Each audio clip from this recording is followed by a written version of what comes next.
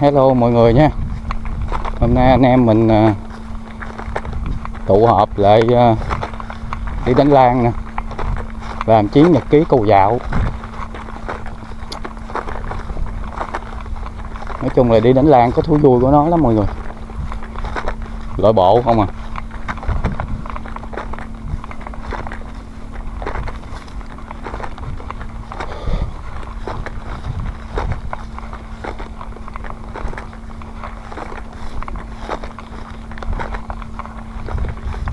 Anh em mình đi.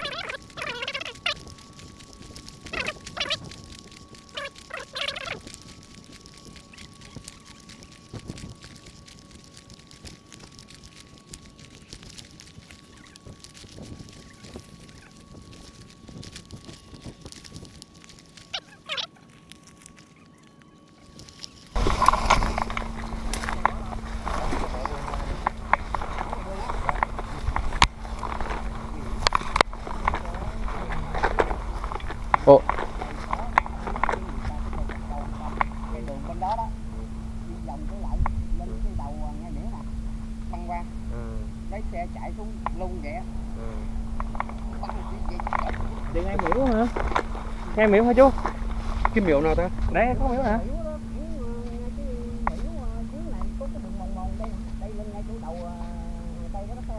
Dạ. À rồi rồi. Vậy. Thì mình đi thẳng ra đây luôn. Thẳng ra.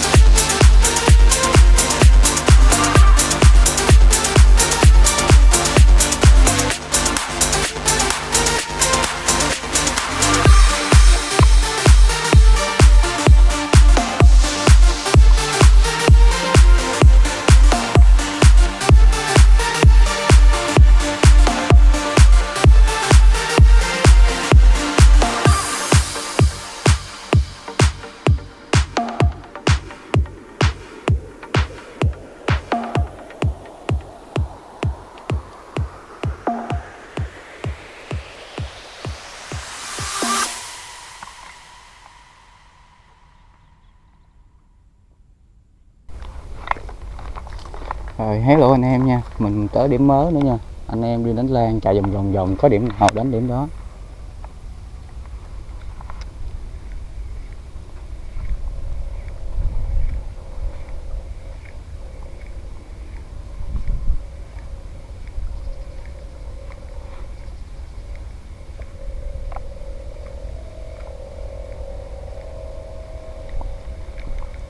Nói chung là địa hình này là y chang Bình Đại vậy đó. Ai có đi Bình Đại rồi thì biết. Địa hình toàn đất cát.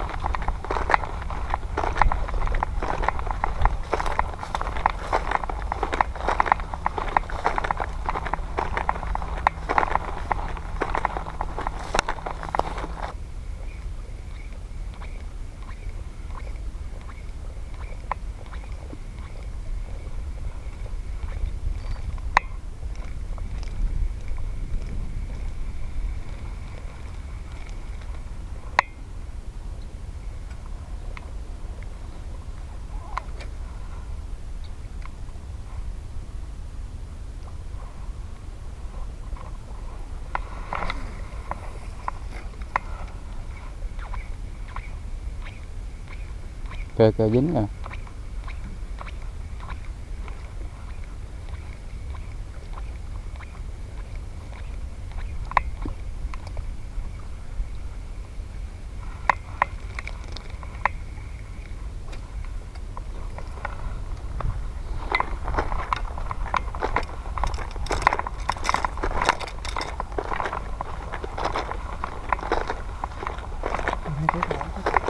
Ừ.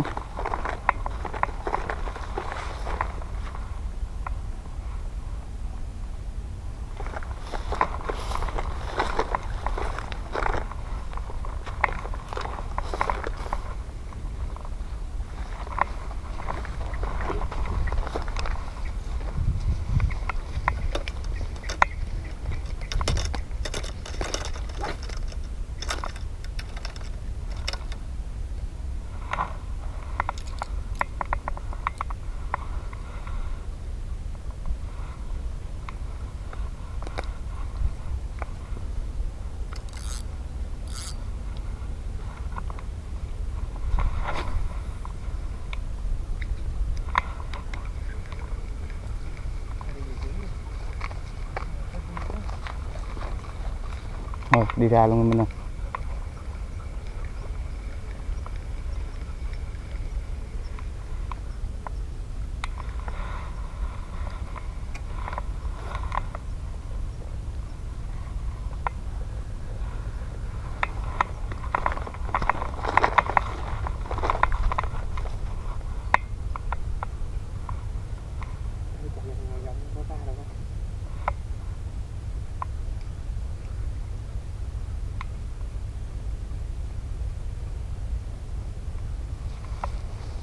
Mình ướt giấy mình không chịu buông.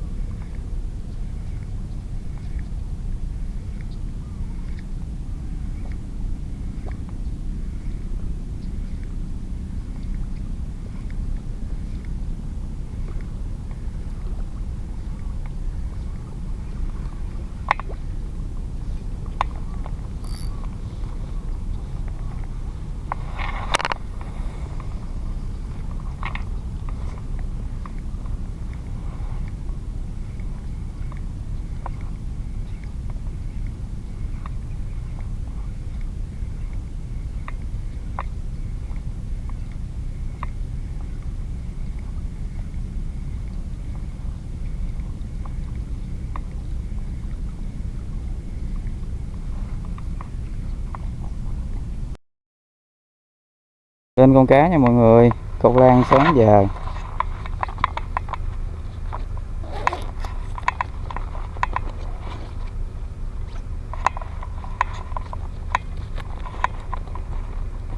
Đây.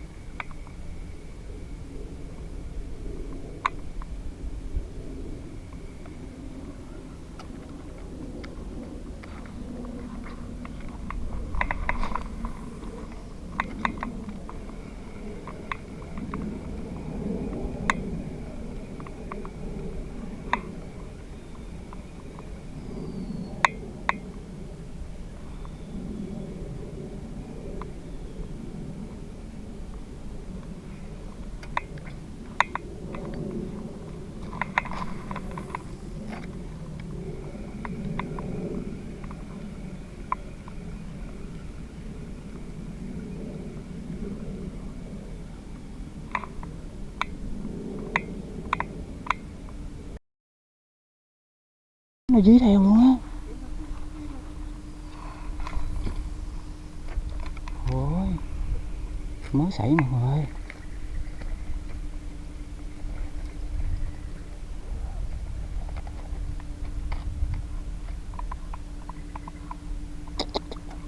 Ôi.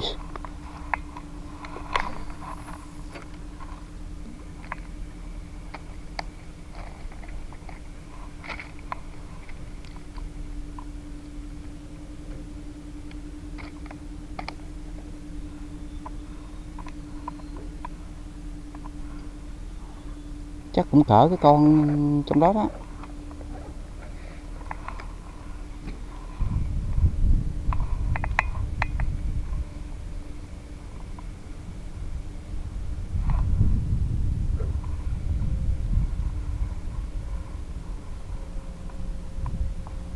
Xe bên kia.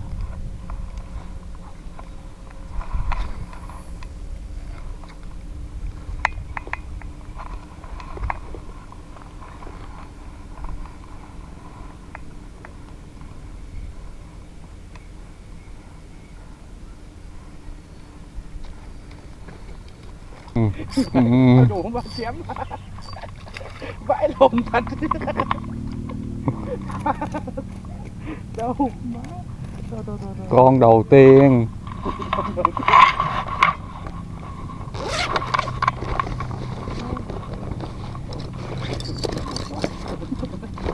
Có đồ đựng không?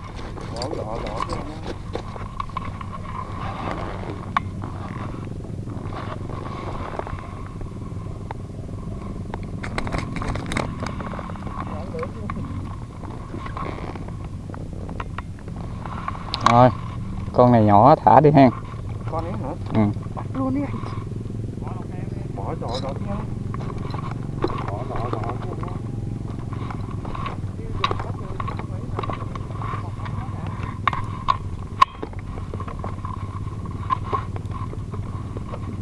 Nó mất action luôn con bóp.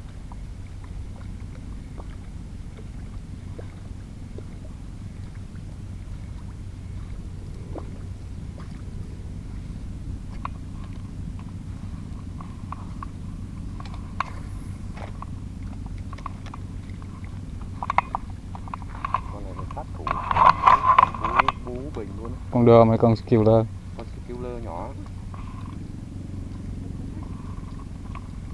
Bự không? Bự để thầy.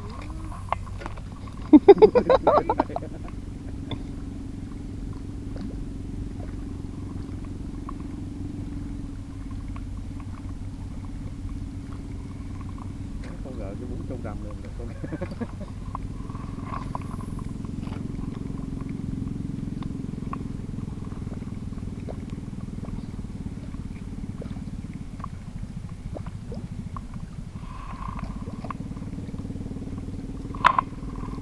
Con này con đẻo nó đi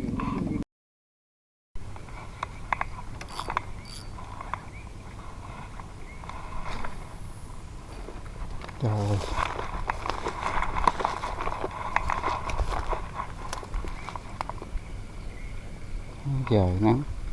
Giờ nắng kiếm cá nó dựa vô hết rồi.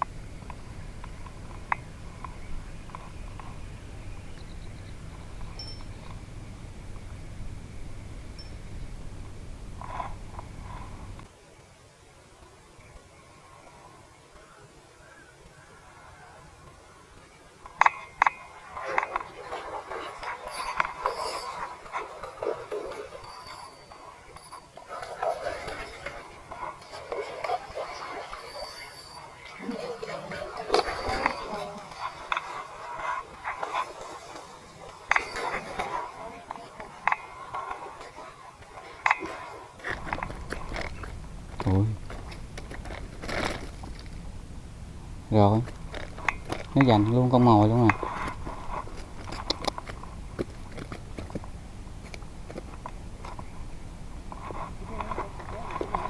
Hả?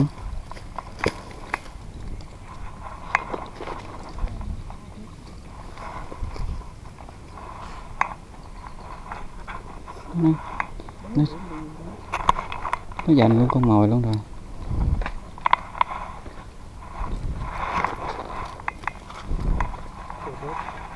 Có cái kìm.